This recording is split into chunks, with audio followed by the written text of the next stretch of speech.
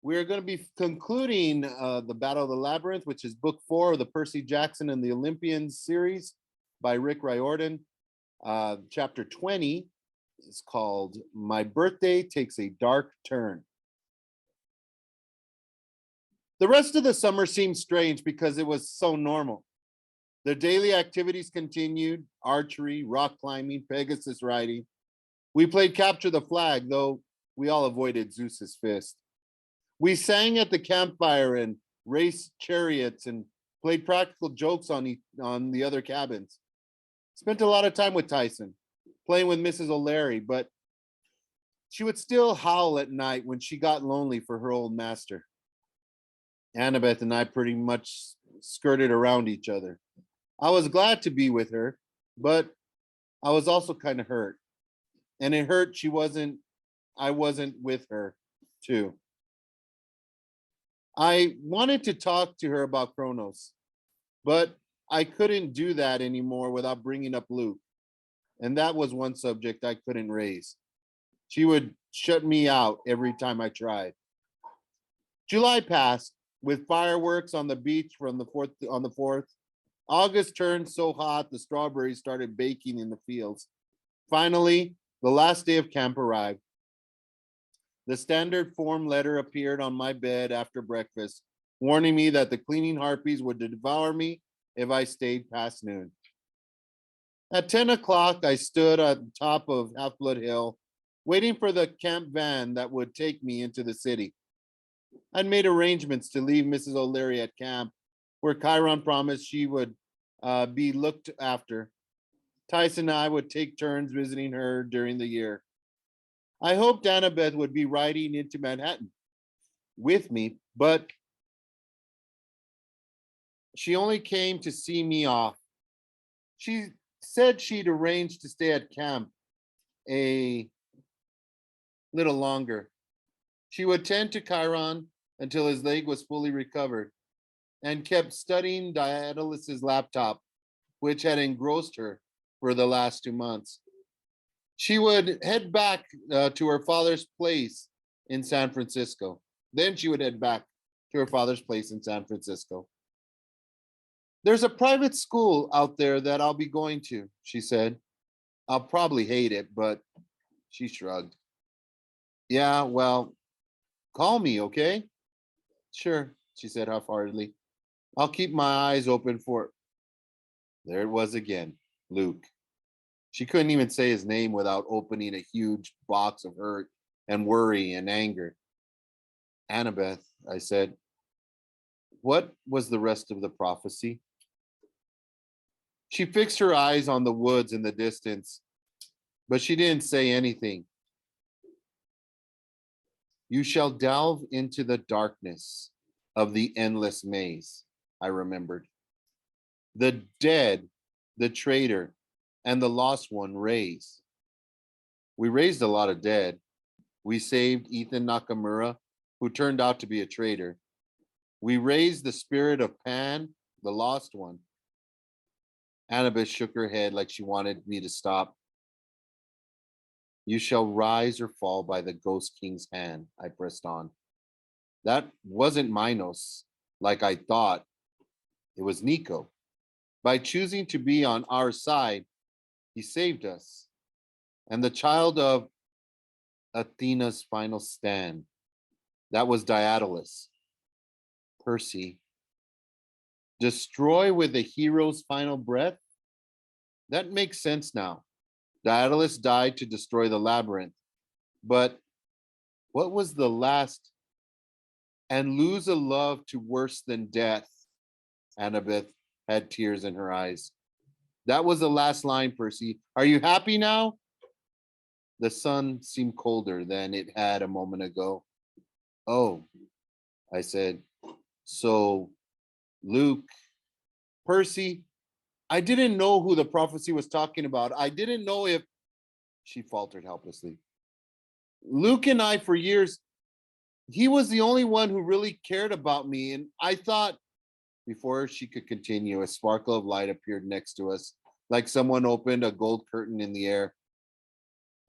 You have nothing to apologize for, my dear.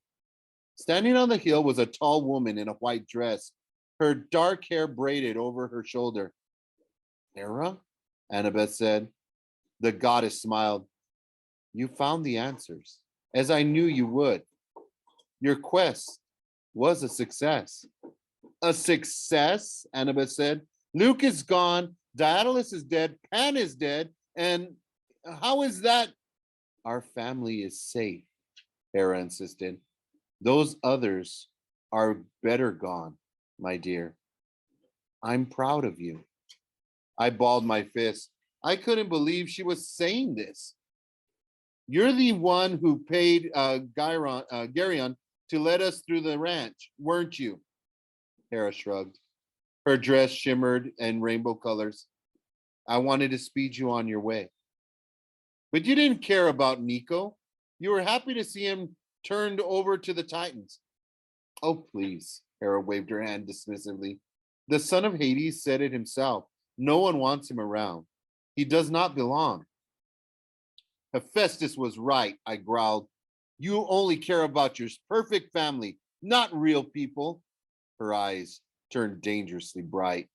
Watch yourself, son of Poseidon. I guided you more than you know in the maze. I was at your side when you faced Geryon. I let your arrow fly straight. I sent you to Calypso's island. I opened the way to the Titan's mountain. Annabeth, my dear, surely you see how I've helped. I would welcome a sacrifice for my efforts. Annabeth stood still as a statue. She could have said thank you. She could have promised to throw some barbecue on the brazier for Hera and forget the whole thing. But she clenched her jaw stubbornly. She looked just the way she had when she faced the Sphinx, like she wasn't going to accept an easy answer, even if it got her in serious trouble. I realized that was one of the things I liked best about Annabeth. Percy is right. She turned back to the goddess. You're the one who doesn't belong, Queen Hera. So next time, thanks, but no thanks. Hera's sneer was worse than Imposas. Her form began to glow. You will regret this insult, Annabeth. You will regret this very much. I averted my eyes as the goddess turned into her true divine form and disappeared in a blaze of light. The hilltop was peaceful again.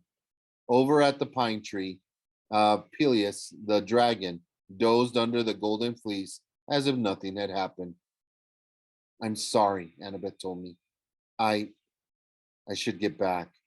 I'll keep in touch. Listen, Annabeth, I thought about Mount St. Helens, Calypso's island, Luke and Rachel Elizabeth there, and how suddenly everything had gotten so complicated. I wanted to tell Annabeth that I didn't really want to be so distant from her. Then Argus honked his horn down at the road, and I lost my chance. You better get going, Annabeth said. Take care, Seaweed Brain. She jogged down the hill, and I watched her until she reached the cabins. She didn't look back once. 2 days later was my birthday. I never advertised the date because it always fell right after camp, so none of my camp friends could usually come. And I didn't have many mortal friends. Besides getting older, didn't seem like anything to celebrate since we've gotten the big prophecy about me destroying or saving the world when I turned 16. Now I was turning 15. I was running out of time. My mom threw me a small party at our apartment. Paul Blofis came over, but that was okay because Chiron had manipulated the mist to convince everyone at Goad High School that I had nothing to do with the band room explosion. Now Paul and the other witnesses were convinced that Callie had been a crazy firebomb throwing cheerleader, while I had simply been an innocent bystander who panicked and ran from the scene. I would still be allowed to start as a freshman at Goad next month. If I wanted to keep my record of getting kicked out of school every year, I'd have to try harder. Tyson came to my party too, and my mother baked 2 extra blue cakes just for him. While Tyson helped my mom blow up party balloons, Paul Bloffus asked me to help him in the kitchen. As we were pouring punch, he said, I hear your mom signed you up for driver's ed this fall. Yeah, it's cool. I can't wait. Seriously, I've been excited about getting my license forever, but I guess my heart wasn't in it anymore. And Paul could tell. In a weird way, he reminded me of Chiron sometimes, how he could look at you and actually see your thoughts. I guess it was that teacher aura. You had a rough summer, he said. I'm guessing you lost someone important. And girl trouble? I stared at him. How do you know that? Did my mom? He held up his hands. Your mom hasn't said a thing. And I won't pry. I just know there's something unusual about you, Percy. You've got a lot going on and I that I can't figure on that I can't figure. But I was also 15 once. And I'm guessing from your expression, well, you've had a rough time. I nodded. I'd promised my mom I would tell Paul the truth about me, but now didn't see the time. Not yet. I lost a couple of friends this camp. I lost a couple of friends at this camp I go to. I said, I mean, not close friends, but still. I'm sorry. Yeah, and I guess the girl stuff. Here. Paul handed me some punch. To your 15th birthday and a better year to come. We tapped our paper cups together and drank. Percy, I kind of feel bad giving you one more thing to think about, Paul said, but I wanted to ask you something. Yeah? Girl stuff. I frowned. What do you mean? Your mom, Paul said. I'm thinking about proposing to her. I dropped my cup. You mean marrying her? You and her, well, that was the general idea. Would that be okay with you? Are you asking my permission? Paul scratched his beard. I don't know if it's permission so much, but she's your mother. And I know you're going through a lot, and I wouldn't feel right if I didn't talk to you about it first, man to man. Man to man, I repeated. It sounded strange saying that. I thought about Paul and my mom and how she smiled and laughed more whenever he was around, and how Paul had gone out of his way to get me into high school. I found myself saying, I think that's a great idea, Paul. Go for it. He smiled really wide then. Cheers, Percy. Let's join the party. I was just getting ready to blow out the candles when the doorbell rang. My mom frowned. Who could that be? It was weird because our new building had a doorman, but he hadn't called up or anything. My mom opened the door and gasped. It was my dad. He was wearing Bermuda shorts, an Hawaiian shirt, and Birkenstocks, like he usually does. His black beard was neatly trimmed and his sea green eyes twinkled. He wore a battered cap decorated with fishing lures. It said, Neptune's lucky fishing hat. Oh, my mother stopped herself. She was blushing right to the roots of her hair. Hello. Hello, Sally, Poseidon said. You look as beautiful as ever. May I come in? My mother made a squeaking sound that might have been either yes or help, and Poseidon took it as a yes and came in. Paul was looking back and forth between us, trying to read our expressions. Finally, he stepped forward. Hi, I'm Paul Bloffus. Poseidon raised his eyebrows as he shook hands. Blowfish, did you say? No, Bloffus. Actually. Oh, I see, Poseidon said. A shame. I quite like Blowfish. I'm Poseidon. Poseidon? That's an interesting name. Yes, I like it. I've gone by other names, but I do prefer Poseidon. Like the god of the sea. Very much like that, yes. Well, my mom interrupted. Um, we're so glad you could drop by, Paul. This is Percy's father. Ah, Paul nodded, though he didn't really look pleased. I see. Poseidon smiled at me. There you are, my boy. And Tyson, hello, son. Daddy? Tyson bounded across the room and gave Poseidon a big hug, which almost knocked off his fishing hat. Paul's jaw dropped. He stared at my mom. Tyson is not mine, she promised. It's a long story. I couldn't miss Percy's 15th birthday, Poseidon said. Why, if this were Sparta, Percy would be a man today. That's true, Paul said. I used to teach ancient history. Poseidon's eyes twinkled. That's me. Ancient history. Sally, Paul, Tyson, would you mind if I borrowed Percy just for a moment? He put his arm around me and steered me into the kitchen. Once we were alone, his smile faded.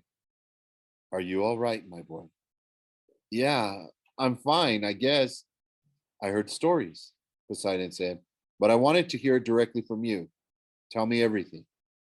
So I did.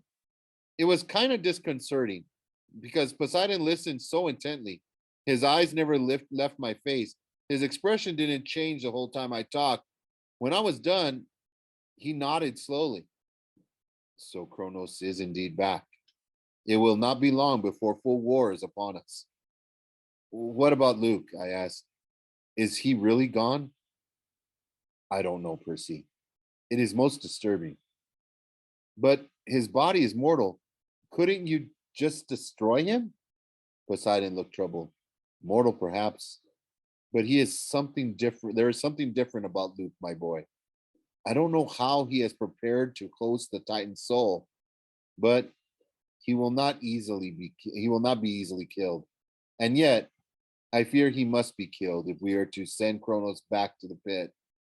I have to think on this. Unfortunately, I have other problems of my own. I remembered what Tyson had told me at the beginning of the summer. The older sea gods? Indeed. The battle came first to me, Percy. In fact, I cannot stay long. Even now the ocean is at war with itself. It is all I can do to keep hurricanes and typhoons from destroying the surface world. The fight is so intense. Let me come down there, I said. Let me help. Poseidon's eyes crinkled as he smiled. Not yet, my boy. I sense you will be needed here. Which reminds me, he brought out a sand dollar and pressed it into my hand. Your birthday present. Spend it wisely. Spend a sand dollar? Yes, in my day, you could buy quite a lot with a sand dollar. I think you'll find it still buys a lot if used in the right situation. What situation? When the time comes, Poseidon said. I think you'll know. I closed my hand around the sand dollar, but something was really bothering me. Dad, I said, when I was in the maze, I met Antatius. He said, well, he said he was your favorite son. He decorated his arena with skulls and he dedicated them to me, Poseidon supplied. And you are wondering how could someone do something so horrible in my name? I nodded uncomfortably. Poseidon put his weathered hand on my shoulder. Percy, lesser beings do horrible things in the name of the gods. That does not mean we gods approve. The way our sons and daughters act in our name, well, it usually says more about them than it does about us. And you, Percy, are my favorite son. He smiled, and at the moment, just being in the kitchen with him was the best birthday present I ever got. Then my mom called from the living room, Percy, the candles are melting. You better go, Poseidon said. But Percy, one last thing you should know. That incident at Mount St. Helens. And for a second, I thought he was talking about Annabeth kissing me, and I blushed. And then I realized he was talking about something a lot bigger. The eruptions are continuing, he said. Typhoon is stirring. It is very likely that soon, in a few months, perhaps a year at best, he will escape his bonds. I'm sorry, I said. I didn't mean. Poseidon raised his hand. It's not your fault, Percy. It would have happened sooner or later, with Kronos awakening the ancient monsters. But be aware, if Typhoon stirs, it will unlikely it will be unlikely anything you have faced before. The first time he appeared, all the forces of Olympus were barely enough to battle him. And when he stirs again, he will come here to New York. He will make straight for Olympus. That was just the kind of wonderful news I wanted to get on my birthday. But Poseidon patted me on the back like everything was fine. I should go. Enjoy your cake. And just like that, he turned into mist and was swept out the window on a warm ocean breeze. It took a little work to convince Paul that Poseidon had left via the fire escape, but since people can't vanish into thin air, he had no choice but to believe it. We ate blue cake and ice cream until we couldn't eat anymore. Then we played a bunch of cheesy party games like charades and Monopoly. Tyson didn't get charades. He kept shouting the answer he was trying to mime. But it turned out he was really good at Monopoly. He knocked me out of the game in the first 5 rounds and started bankrupting my mom and Paul. I left them playing and went into my bedroom. I set an uneaten slice of blue cake on my dresser. Then I took off my Camp Half Blood necklace and laid it on the windowsill. There were 3 beads now, representing my 3 summers at camp: a trident, the golden fleece, and the latest, an intricate maze, symbolizing the Battle of the Labyrinth, as the campers had started to call it. I wondered what would next year's bead be, if I was still around to get it, if the camp survived until next summer. I looked at the telephone by my bedside. I thought about calling Rachel Elizabeth there. My mom had asked me if there was anyone else I wanted to have over tonight, and I thought about Rachel, but I didn't call. I don't know why. The idea made me almost as nervous as a door into the labyrinth. I patted my pockets and emptied out my stuff: Riptide, a Kleenex, my apartment key. Then I patted my shirt pocket and felt a small lump. I hadn't even realized it, but I was wearing the white cotton shirt Calypso had given me in Ogia. I brought it out. I brought out a little piece of cloth. I brought out a little piece of cloth, unwrapped it, and found the clipping of moon lace. It was a tiny sprig, shriveled up after 2 months, but I could still smell the faint scent of the enchanted garden. It made me sad. I remembered Calypso's last request to me: plant a garden in Manhattan for me, will you? And I opened the window and stepped onto the fire escape. My mom kept a planter box out there in the spring. She usually filled it with flowers, but now it was all dirt, waiting for something new. It was a clear night. The moon was full over 82nd Street. I planted the dry sprig of moonlace carefully in the dirt and sprinkled a little nectar on it from my camp canteen. Nothing happened at first. Then, as I watched, a tiny silver plant sprang out of the soil: baby moonlace, glowing in a warm summer night. Nice plant, a voice said. I jumped. Nico D'Angelo was standing on the fire escape right next to me. He had just appeared there. Sorry, he said. I didn't mean to startle you. That's okay. I mean, what are you doing here? He'd grown about an inch taller over the last couple months. His hair was a shaggy black mess. He wore a black t-shirt, black jeans, and a new silver ring shaped like a skull. His Sagian iron sword hung at his side. I've done some exploring, he said. I thought you'd like to know.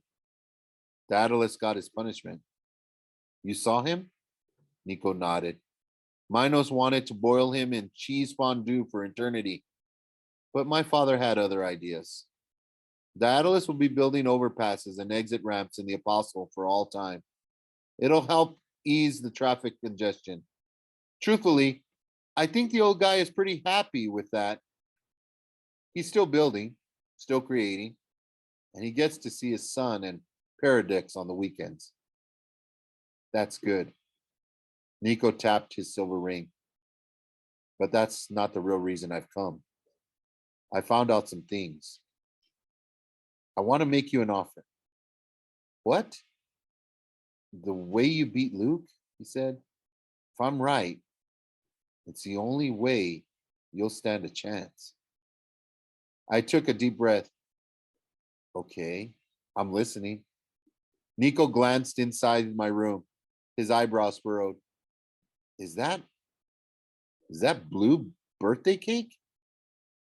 He sounded hungry, maybe a little wistful. I wondered if the poor kid had ever had a birthday party or had ever even been invited to one. Come inside for cake and ice cream, I said. It sounds like we've got a lot to talk about.